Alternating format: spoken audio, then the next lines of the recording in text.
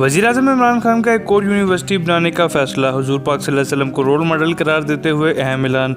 वज़ीर-ए-आज़म इमरान खान ने कहा है कि हम एक तालीमी निसाब ला रहे हैं जो सबके लिए यकसां होगा। एक इंटरव्यू में वज़ीर-ए-आज़म इमरान खान ने कहा कि हुजूर सल्लल्लाहु अलैहि वसल्लम हमारे लिए रोल मॉडल हैं।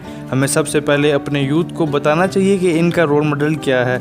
इसके लिए हमने 8वीं से 10वीं जमात में सीरत नबी पाक का मज़मून रखा है, जिसमें आप सल्लल्लाहु अलैहि वसल्लम की ज़िंदगी का मुकम्मल अहाता किया गया है।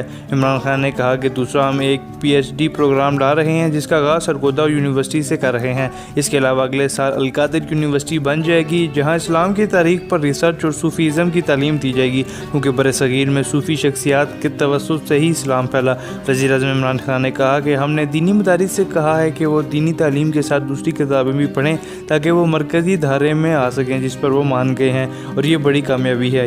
यकसा निसाब का निज़ाम हम अगले साल से ला रहे हैं। कुछ मज़ामीन ऐसे होंगे जो सबको पढ़ने पड़ेंगे। इमरान खान ने कहा कि ये काम हमें 70 साल पहले करना चाहिए था, क्योंकि 3 तबकाती निज़ाम के बायस कोई कौम तरक्की नहीं कर सकती।